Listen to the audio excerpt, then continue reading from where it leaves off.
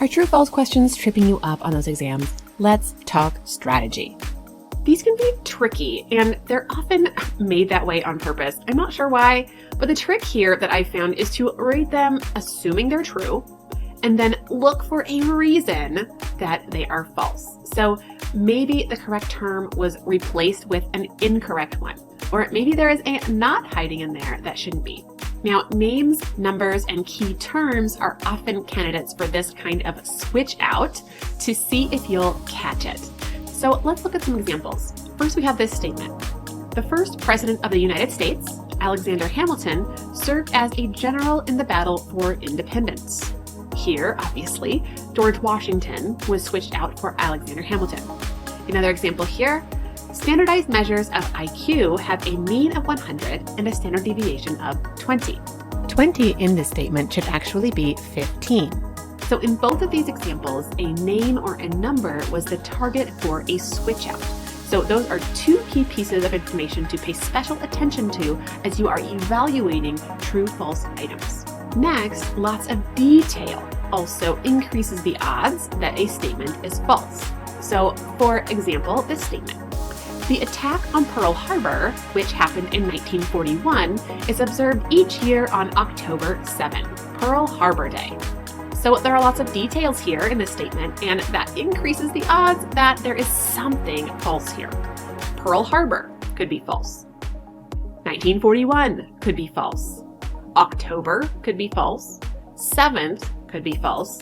And Pearl Harbor Day could be false. So if you encountered this item and you just weren't sure if it was true or false, with all of these details packed in here, the odds are this is false. And the false detail in this statement actually is October. It should be December 7th. Another thing to keep in mind with true-false is that keywords like only, always, and never are often indicators of false statements. Now, I don't want to say this is always the case because there are always exceptions, but when you see only, always, or never in a true-false statement, really analyze it with a critical eye because often there will be an exception that it's trying to get you to catch. So some examples here. On reading assessments, low-income children always score lower than high-income children. So always would be flagged here.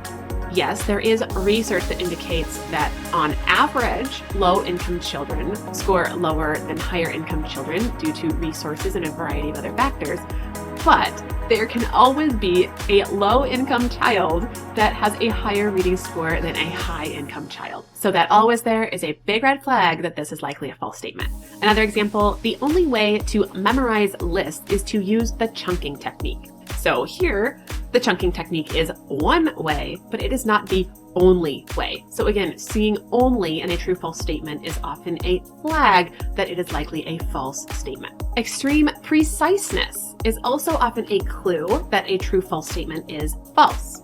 For example, research shows that 67.2% of children have some sort of learning disability. Or in the study, children were able to resist the marshmallow for an average of 4.7 minutes.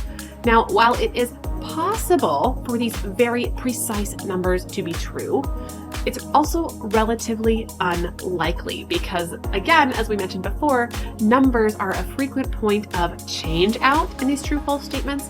And when things get so precise like that, it's relatively unlikely that you would have been asked to learn a number that precise.